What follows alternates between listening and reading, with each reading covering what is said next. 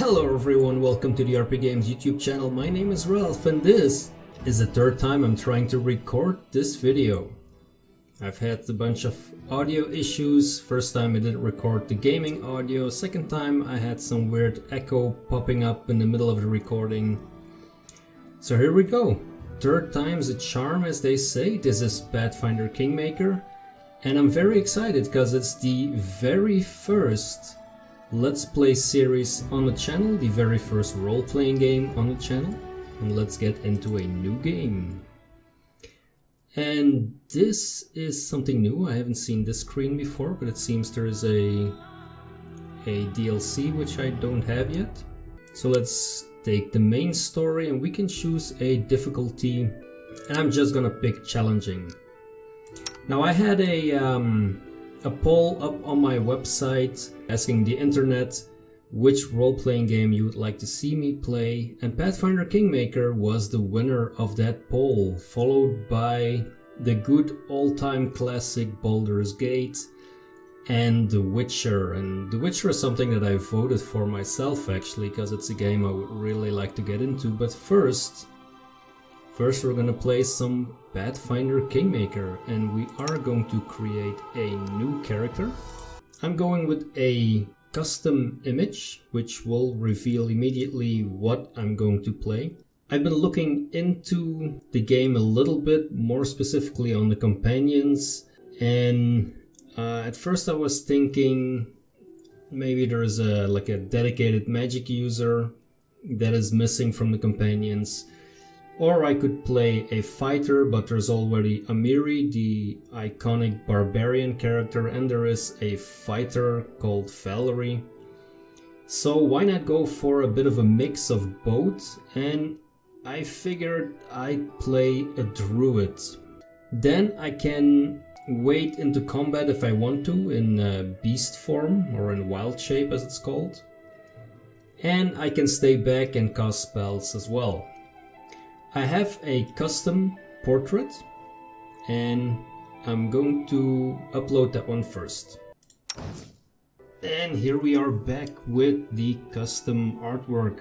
This is art by Marius Gansel, and it was used for the Pathfinder adventure card game in the Druid class deck, if I'm not mistaken.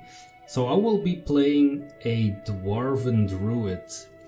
Why am I gonna play a Druid? Well, I'm not much of a min-max person. I'm not one to really try and get all the rules right and all the combinations of every feat and everything in the correct order. I'm more of a story person, and I figured if I'm gonna play this game all the way to the end, why not play something that I'm gonna enjoy playing? And I've always enjoyed playing dwarves in the tabletop role-playing games that I've played. I have this legendary dwarven smith called the Blackforge, and I've played a whole bunch of dwarves in the 20 years that I've been playing role-playing games, and all of them were a descendant of this legendary blacksmith. So same goes for this fellow. And it's the first druid actually that I'm playing, so can't wait to see what that is all about.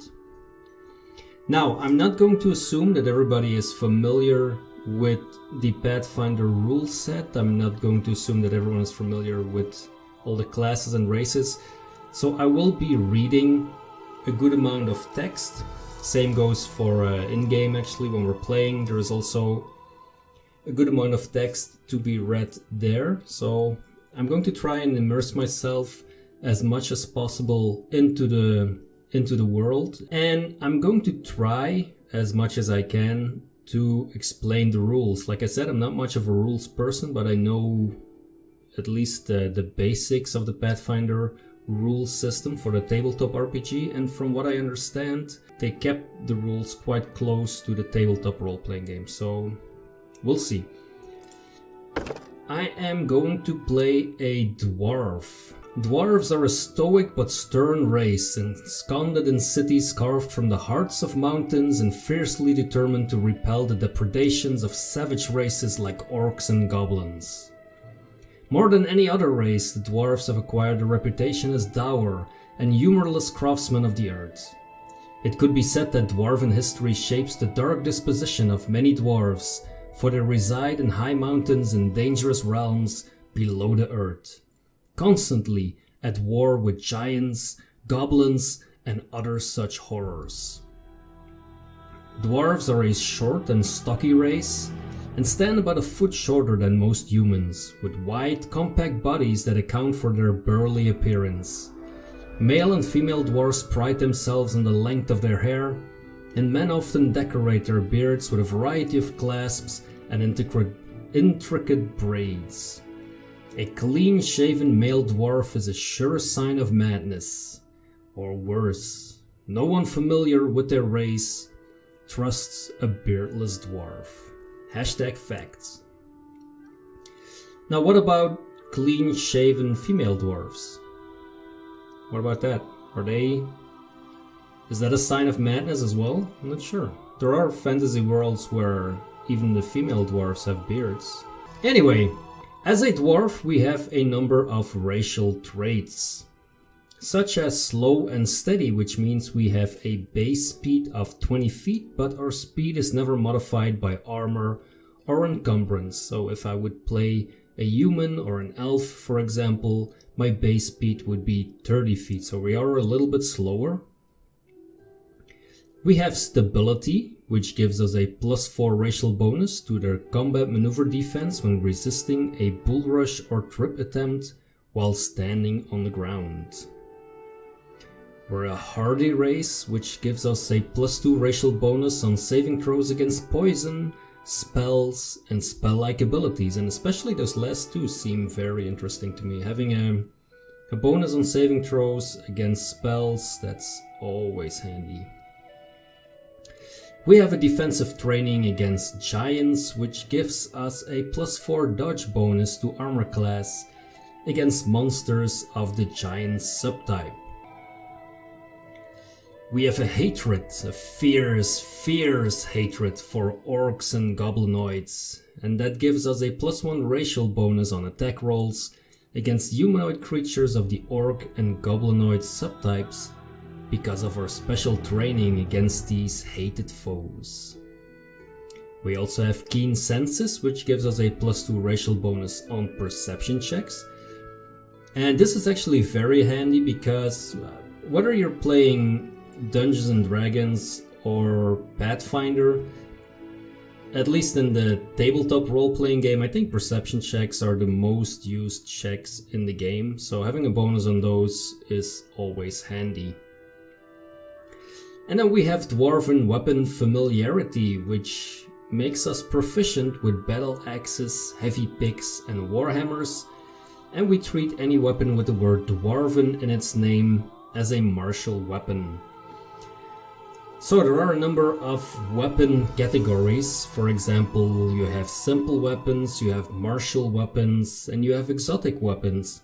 And depending on which class you choose, you get to be proficient with a number of those weapons or with a specific type of weapon.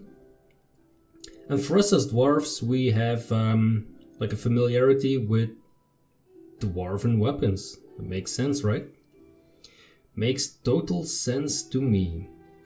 So there is some appearance that we can take a look at. There is 3 body types. I'm gonna pick the middle one. There are 4 faces, and I kind of like my dwarf to be pissed off. Like, this is way too friendly, you know? Like, he's almost smiling. Like, that's no way to behave as a proper dwarf. We don't smile. Yes, that's more like it.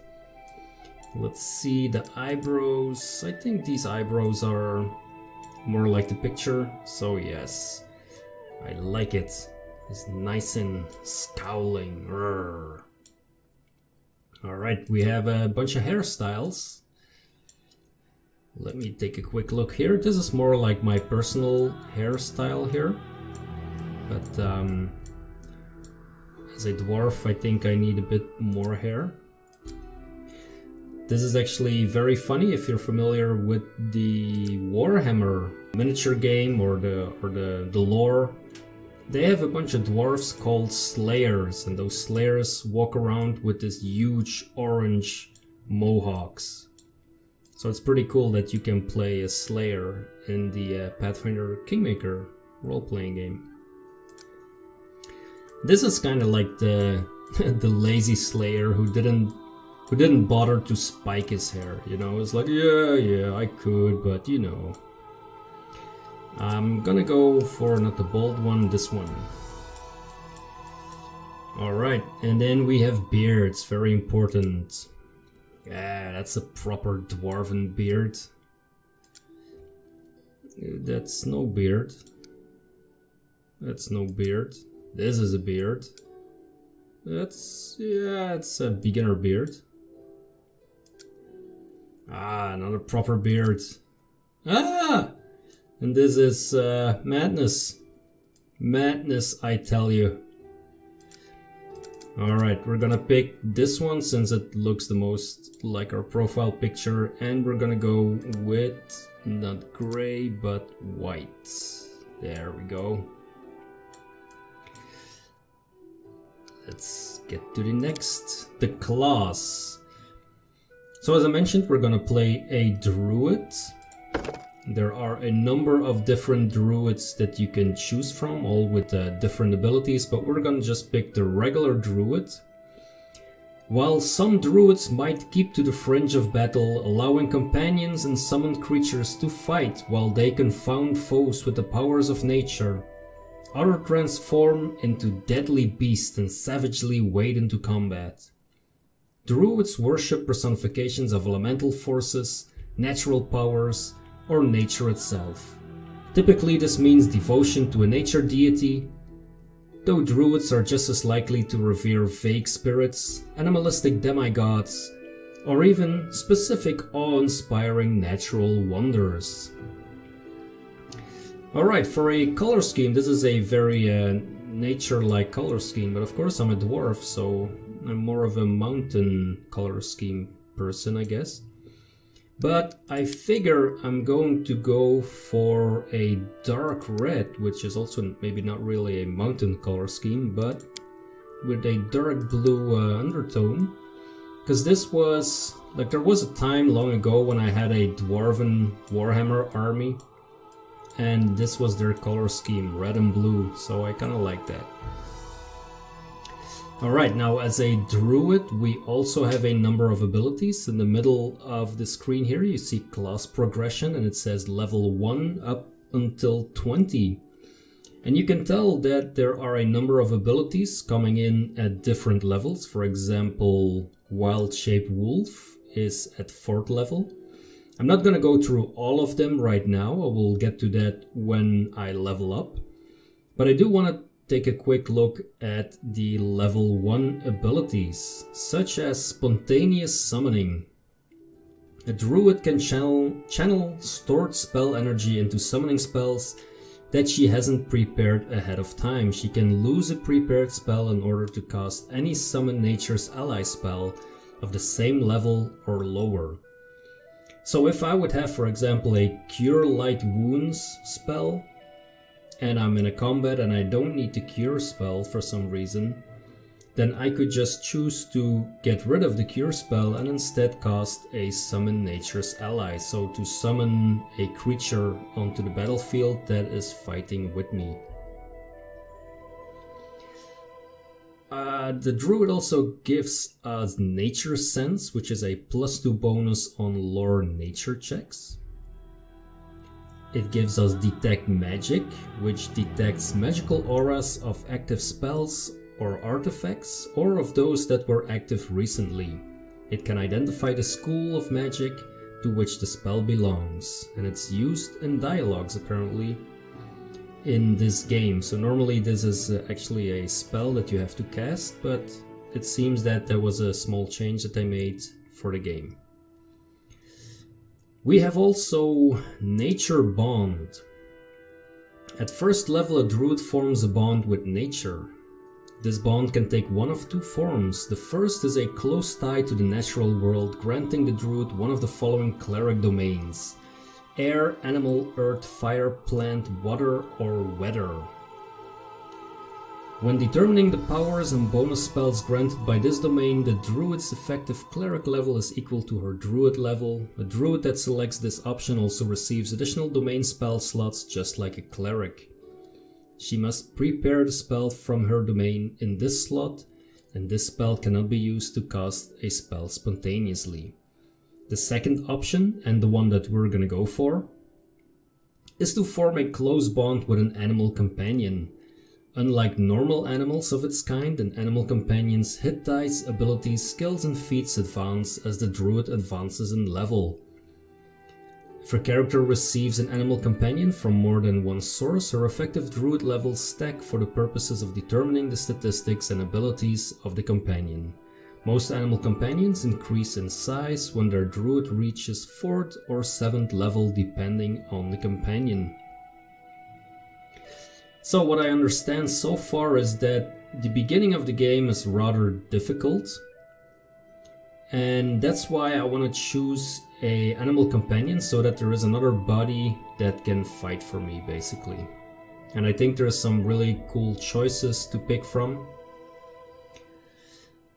We also have an alignment restriction. A druid who changes to a prohibited alignment loses all spells and druid abilities, including her animal companion, but not including weapon, armor, and shield proficiencies. She cannot thereafter gain levels as a druid until she returns to a permitted alignment. Alright, now what's a bit silly here is that they didn't mention what exactly is that restriction. So basically, there are a number of alignments, and a druid can have any alignment that has neutral in it. For example, neutral good, lawful neutral, true neutral. You know, any of those are fine as long as some part of the alignment is neutral. And then we have a number of proficiencies, like I was saying earlier. So the druids are proficient with the following weapons: club, dagger, dart, quarterstaff, scimitar, scythe, sickle, short spear, sling, and spear. They are also proficient with all natural attacks, claw, bite, and so forth, of any form they assume with wild shape. Druids are proficient with light and medium armor, but are prohibited from wearing metal armor. Thus, they may wear only padded, leather, or hide armor. A druid may also wear wooden armor that has been altered by the Ironwood spell so that it functions as though it were steel. Druids are proficient with shields, except tower shields, but must use only wooden ones. Alright, so besides this list of weapons, I can also fight with the Warhammer and then the Dwarven weapons and so on, because I'm a dwarf. Alright, that brings us to the next screen, which is to pick our bond. I'm going to go with the animal companion. And there is a good amount of animal companions that you can choose from, like for example a bear, which sounds very attractive. It has 3 attacks and it grows in size at 7th level. So there is one more companion animal or animal companion which has 4 attacks, 5 even, and a bite attack and 4 claw attacks. And what is great is at 7th level, when it becomes large, it gains 8 strength to a strength of 21. And it gains pounds, which is also a very interesting ability. So I'm gonna go with the Smilodon as my animal companion. Alright, then we go to ability points and skill points. Now you can tell that Wisdom has a thumbs up signal there, which means that this is actually our most important ability score. Why is that? Because our spells come from our Wisdom score, basically. Now, since I want to be also a close combat druid in wild shape, I am not going to focus that much on wisdom, but I am going to focus on the more attacking stats, more the fighter stats, which are strength, dexterity, and constitution. I'm going to max out my strength to 18. I'm going to take 14 both in constitution and dexterity. I'm going to leave intelligence at 10. I could min-max here and, you know, like go lower on charisma and intelligence, which are two stats which I'm probably not going to use that much. And then I have a bunch of scores that I can, a bunch of points that I can add to wisdom, but I don't really want to do that. I'm just going to keep it like this. As I said, I'm more of a story person anyway. And I'm going to keep my wisdom at 13, which is not amazingly high, but I'm assuming that there are going to be magical items in the game at some point which are going to increase these ability scores. So there are going to be items which increase strength or dexterity, and for sure there has to be an item which increases wisdom as well. Skill points. So here I might need to explain a little bit as well. So each skill is linked to an ability score, and you can tell by the thicker lines in between what those categories are. So athletics is linked to strength. As you can tell, in athletics I have 0 ranks, but I still have a +4 bonus. So if I would have to make an athletics check, I will roll a d20, a 20-sided die, and I will add this +4. Now, where does this +4 come from? It comes from the strength modifier. And the strength modifier of +4 is because my ability score is 18. If it would be a 17, then the modifier would go to a +3, and here the athletics modifier, you can see, also adjusts to a +3. The next skills, mobility, trickery, and stealth, are all linked to dexterity. Knowledge Arcana, knowledge world are linked to intelligence. Lore nature, lore religion, and perception are linked to wisdom. And then persuasion and use magic device are linked to charisma. Now for the skills, you can see that there is a column class skills, and for the druid, athletics, knowledge, arcana and world, lore, nature, and perception are class skills. Now what does that mean? If, for example, I would increase stealth, so at this moment I have a rank of 0 in stealth. If I add one of my 3 points there, the rank goes to 1 and the total increases by 1. Right, that makes sense. If I do this, however, with a class skill, then I get an extra +3 bonus because it is a class skill. So if I put 1 rank in athletics, I'm not going to +5, I'm going to +8.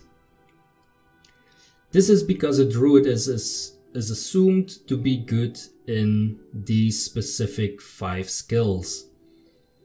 Now, in order to get this +3 bonus, I have to invest a rank in it. If I leave the rank at 0, as you can tell, I have a +4 and not a +7. So the +3 bonus for the class skill only comes into play if I invest 1 rank, at least 1 rank, in that skill. Now, I'm going to invest 1 rank in perception, giving me a +7. And I want to point out something here as well. So perception is a wisdom based skill, but as you can see in the ability score, I only have a +1 because my wisdom is 13. Why do I have a +3 here? Because as a dwarf, as I mentioned a few screens earlier, I get a +2 bonus to perception. So that is already factored in right there. I'm going to put 1 rank in there. So I get a +7. Lore nature as a druid makes a lot of sense as well. So I'm gonna put 1 rank in there as well.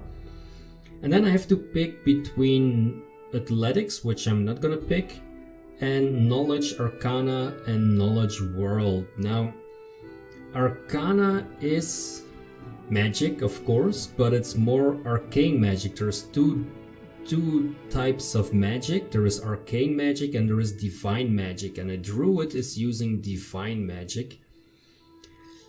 So I'm not going to pick knowledge arcana. I'm gonna invest a point in there at some point in the game, because I want to invest a rank at least in every of the class skills. But for now I'm gonna pick knowledge world, and this represents my knowledge of people, systems that make civilization run, and historical events that made society what they are today. And I think with dwarves they have a strong tradition of storytelling, at least in my fantasy they do. And that is why I'm gonna pick knowledge world, because I think dwarves are a race that really can recall like knowledge, like it's mentioned here, recall knowledge about geography or history, people and places. I think they're quite good at that, so I'm just gonna pick knowledge world, and it's gonna give that a +4. As you can see here, there is I'm not quite sure actually if you see my pointer, but below the skills there is mentioned max rank value 1. That means that I can only invest 1 rank at the moment, because I am a first level character. So even if I wanted to invest all 3 of those points in perception, the game won't let me, because there is a maximum rank value which is equal to the character's level, if I'm not mistaken. So at least at first level that is the case. Right. The only thing that is a mystery to me, and if you know this, please let me know in the comments, is my hit points of 11. I'm very surprised to have 11 hit points. So every class has a specific die associated with their hit points. For example, a fighter will have a 10-sided die for their hit points, and normally at first level you get the maximum of that die roll, which would be a 10. For druids, if I'm not mistaken, this is an 8-sided die, which would make my maximum hit points 8. But for your hit points you also add your constitution modifier, and my constitution modifier is a +2 because I have a constitution score of 14. So that would be 8 + 2 is 10. And I'm very surprised to see 11 here. So if you know where this 1 extra hit point comes from, please let me know in the comments, because I have no idea, to be honest. It's very peculiar. This 1 hit point, not the fact that I have no idea, because that happens quite often. Alright, next are feats. Okay, so here this also requires a little bit of explanation probably. So feats are special abilities that you can choose at specific levels. As you can see at the top of the screen, at level 3, 5, 7 and every 2 levels thereafter we will gain a feat, so one of these special abilities. Now these feats work with a sort of feat tree, I guess you would call it, which means that there are a number of requirements for certain feats. Now let me see if I can find one with which I can explain that. Power attack. So as you can tell, there is a prerequisite for power attack, which is a strength of 13. So that means that my ability score in strength needs to be 13, which is the case for my character because it has an 18. But if my character would have a strength of 11, for example, then this power attack feat would not show up. Now there is also feats who have another feat as their prerequisite. For example, there is a feat called Cleave, which, as you can tell, is not visible at the moment. Yeah. So that will become visible once I take Power Attack, because Cleave has as a prerequisite the feat Power Attack. So that's something, I mean, for people who are like not at all familiar with this game, it might be a bit difficult to figure that out. I think you really need the rule book for the tabletop game for that, where it's explained clearly which feat follows which feat and so on. So this also explains why I'm going to choose spell focus here. So the game is indicating with two different thumbs up that point blank shot and spell focus would be good feats for my character. Now I'm not gonna make it a ranged character. Point blank shot is if you want to shoot with bows and crossbows, so that's not what my character is going to do. And I'm going to pick spell focus, not because spell focus is very interesting for me specifically, but because there is a feat which requires spell focus, and that feat I am interested in, and that feat is called Augment Summoning. So as we spoke a bit earlier about a spell called Summon Nature's Ally, which means that I can summon creatures onto the battlefield to fight with me. And this feat Augment Summoning is making those summoned creatures a lot stronger. So that is why I want Augment Summoning. So that means I need to take Spell Focus Conjuration. That's just something I happen to know.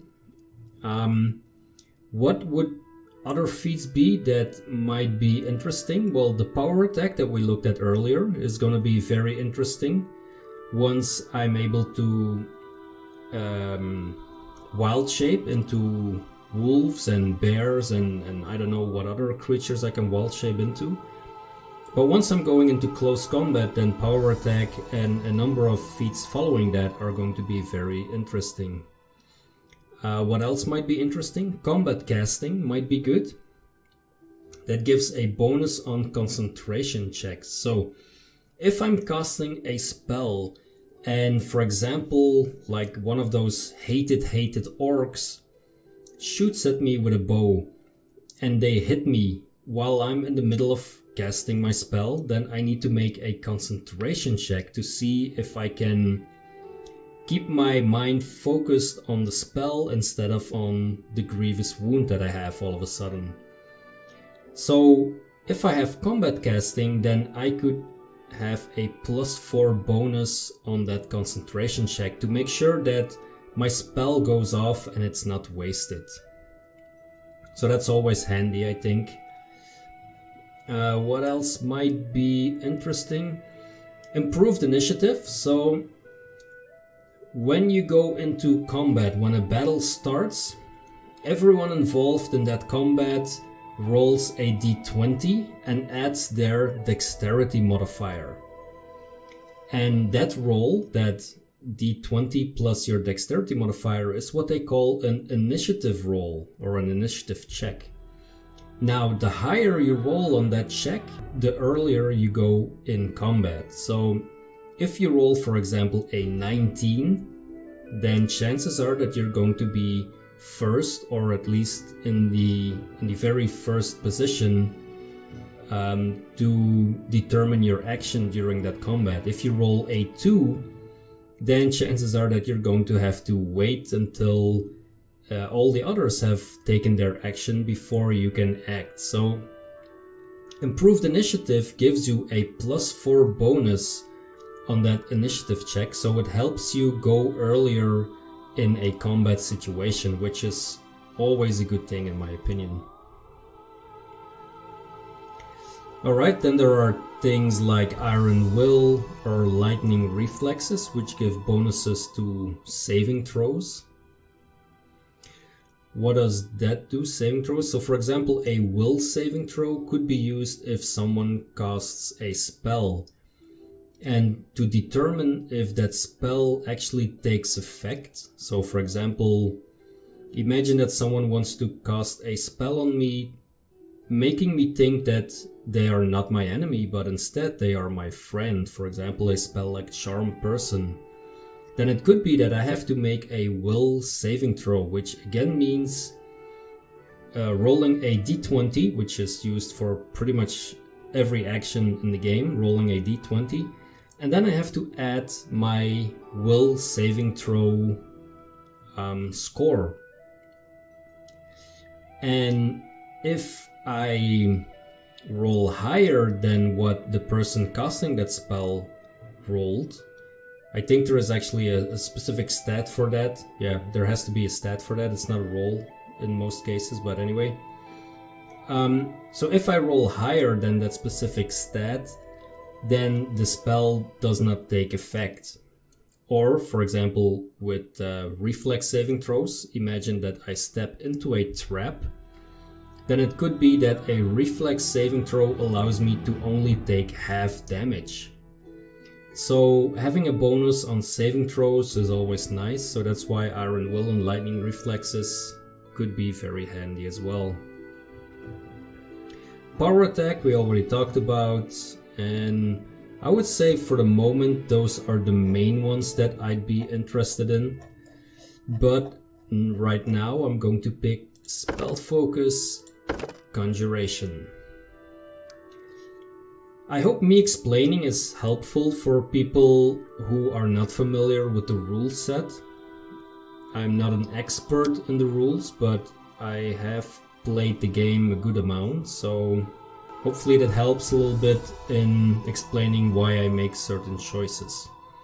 Now we have to choose a voice. A mere flesh wound. Get it off me!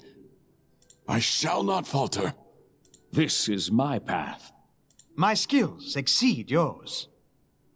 None shall escape! That sounds Dwarven. I'll go ahead. Okay, so the aggressive sounds Dwarven, but I don't see my druid being like an extremely aggressive person, so I see him more like a pragmatic type. Time's not waiting. Yep, that's what my dwarf would say. Time's not waiting. Alright, then we're going to pick a birth date, which happens to be the 26th of Net, or November in our world, which is my birthday. And if you want to send me gifts, then by all means do so. I know it's not November yet, but you know, you can receive gifts whenever. Or at least I can. And now we have to pick a name, and our last name is going to be Blackforge. That is already clear. And the first name is going to be Grenn. That sounds like a Dwarven Druid name. Grenn Blackforge. And here we are with our alignment, and let's see. As you can tell, I cannot pick the ones which don't have neutral. So here we have Chaotic Good, Lawful Evil, Chaotic Evil. I cannot pick those, but I can pick Neutral Evil, Lawful Neutral, Neutral Good, Chaotic Neutral, or True Neutral. And I'm going to take True Neutral and see how that comes up in the game. I'm not quite sure how the alignment is going to end up in the game, but maybe it comes up in specific dialogue choices. I've seen that in other games, so we'll see. I'm gonna pick True Neutral, and I think we're pretty much done with our character. So there is a small part of the game that is coming now. As soon as I can save the game, I will end the episode, but we are going to go through the introduction of Pathfinder Kingmaker. Let's go. Our story started at the mansion of an Aldori swordlord. Drawn by the promise of a most dangerous task and a commensurately huge reward, heroes of all stripes gathered here. Huge rewards. I'm in.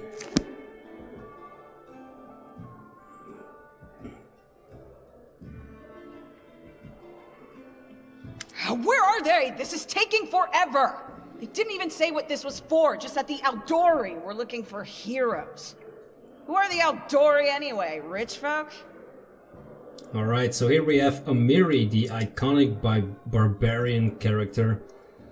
And what is very funny, I ran a game at a BJJ camp last year.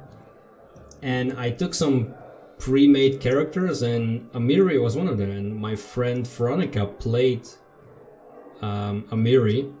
And I'm very curious to see if the way that the game is portraying Amiri is the same as Veronica was portraying Amiri. If you can't be patient, no one's keeping you here. Just go back to your mountains or whatever hole you crawled out of. The Aldori Sword Lords run the premier school for the dueling arts. They're also the richest and most influential group in this part of Brevoy. Take that tone with them, and they'll teach you some manners pretty quickly. I think she's gonna teach you some manners pretty quickly, Tartuccio. Alright, you can tell that there is a number of words here which are in a different color, which are highlighted, and that means that if you put your mouse cursor over them, they're gonna give you more information about the world. And as I said, I want to really immerse myself in the story, so I am going to read all of these as much as possible. So let's see what they say about the Aldori Sword Lords. The Aldori Sword Lords arose when famed swordsman Baron Syrian Aldori agreed to train a select group of pupils in his dueling techniques. They ruled Rostland for generations, each as prickly and impulsive as the Order's founder. Though they are considered some of the finest sword fighters in the Inner Sea region, they are also obsessed with personal standing and honor. Brevoy is a relatively young nation, having only existed since 4499 AR. The history of Brevoy before this time is the history of two often warring nations, Isia and Rostland. The coming of Coral the Conqueror changed all this. After securing the defeat and surrender of the two nations, Coral christened his family House Rogarvia. Its rule ended when the mysterious disappearance of every member of House Rogarvia in 4699 AR, leaving Brevoy in a precarious political position. All right, you purple toad, just shut your trap. And if you can't, I'll help you. Yeah, told you, Tartuccio. Hush! Quiet! They're coming.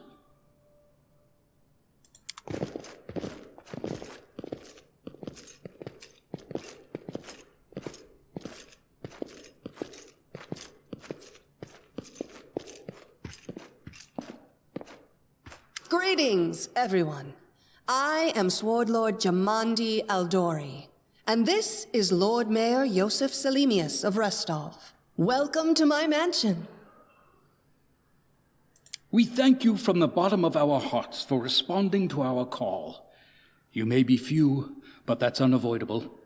We need only the best of the best for this task. And I see true heroes before me, strong and fearless, exactly what Restov needs. I think he means me there. Thank you, Lord Mayor. Now, to the point. South of here, just beyond Brevoy's border, lies a region known as the Stolen Lands. This is disputed territory, and while it's long been claimed by nearby states, it's never been truly taken. I won't bore you with the legal technicalities. Suffice to say that anyone with enough courage and power to seize the Stolen Lands and name themselves Baron or Baroness, claiming dominion, well, none of the neighboring states would be able to challenge it. Of course, Restov would be first to recognize the legitimacy of this new state, as well as the noble title of its founder. The Stolen Lands are an almost wholly unsettled region in the northeastern section of the River Kingdoms, bordering the nation of Brevoy and serving as a buffer between Brevoy and the River Kingdoms.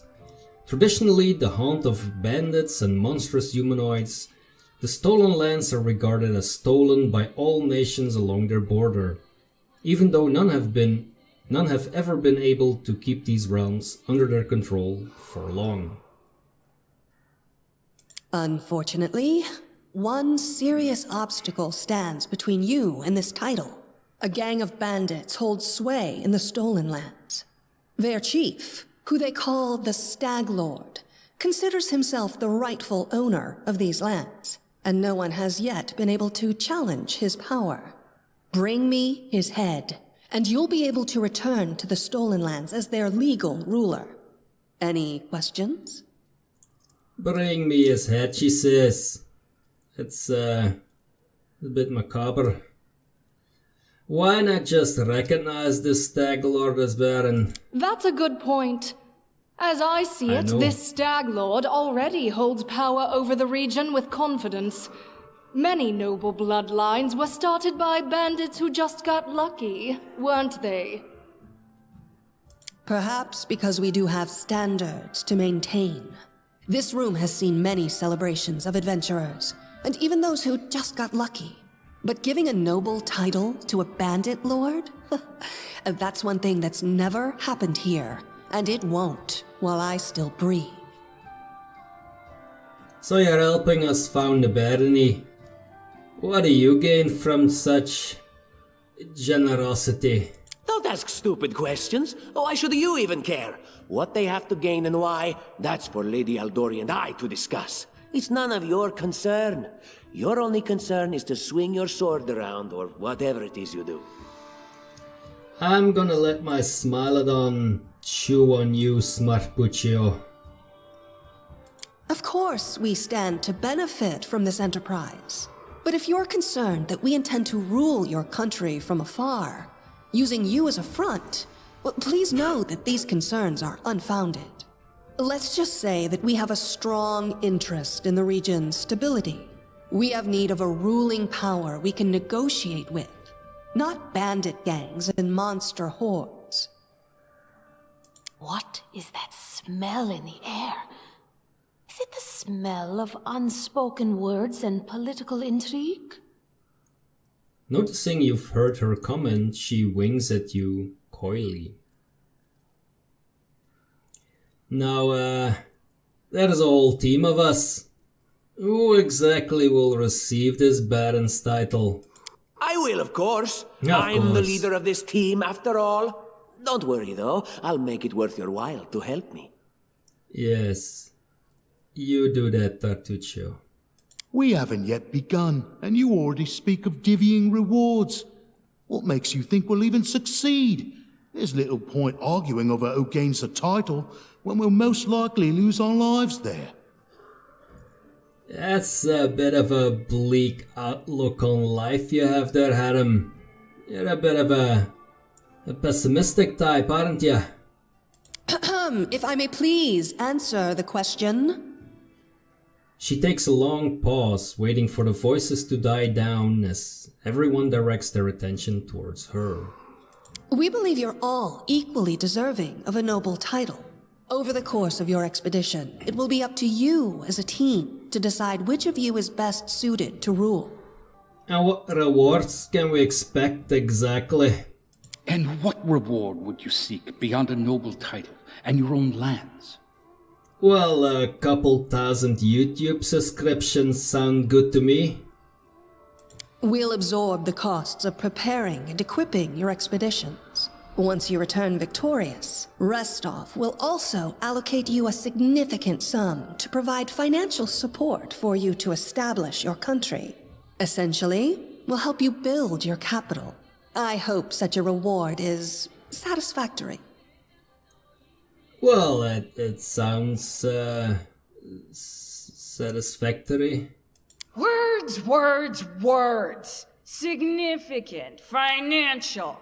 I can't fill my belly with pretty words. Of course. There will also be an official banquet held in your honor. All of Restov's high society will gather to celebrate your feat. Now we're talking. Very good, Amiri. A banquet with potatoes. I want potatoes.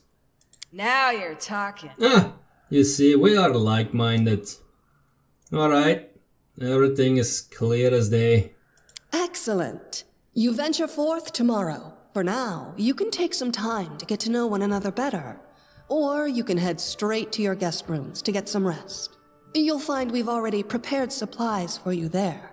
And thank you again for agreeing to take part in this expedition. I wish you luck. Luck has absolutely nothing to do with this. It's as pure skill we're talking. Thank you again, with all my heart, for replying to this call. The flare in your eyes reveals your courage, the unshakable will that distinguishes true heroes. I look at you, O champions of Restov, and doubt not for a second that you'll be victorious. So venture forth toward your feet. Go, and return in triumph. I think the flare in my eyes is caused by those scandals behind you, good sir.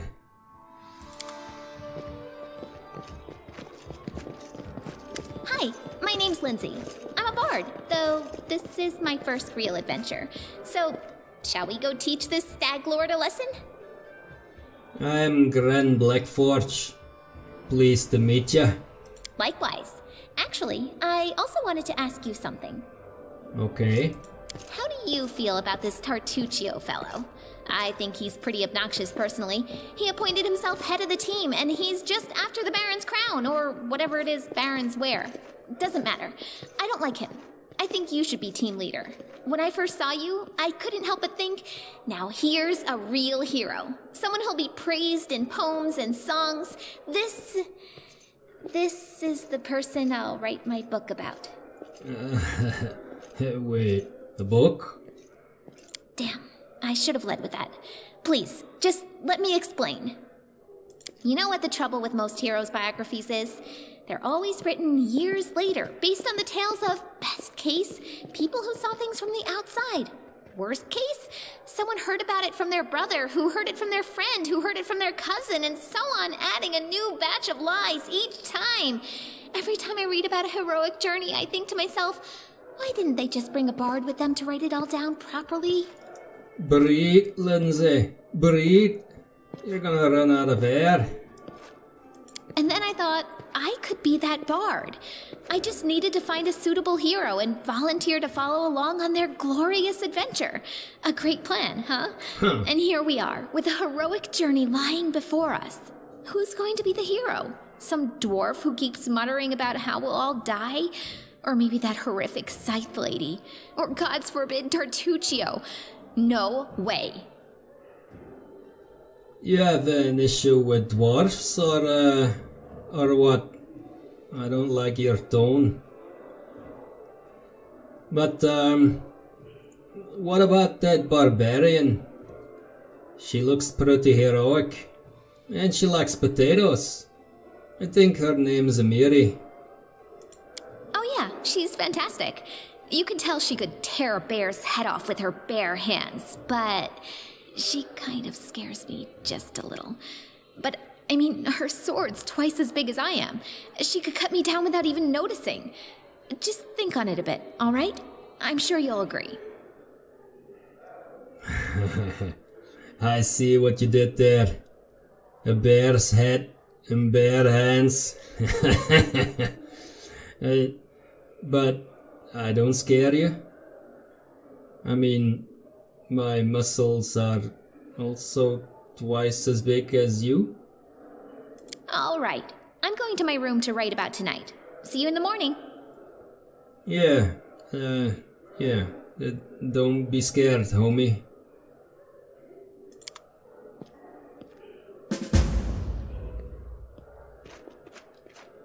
Alright, and there we go.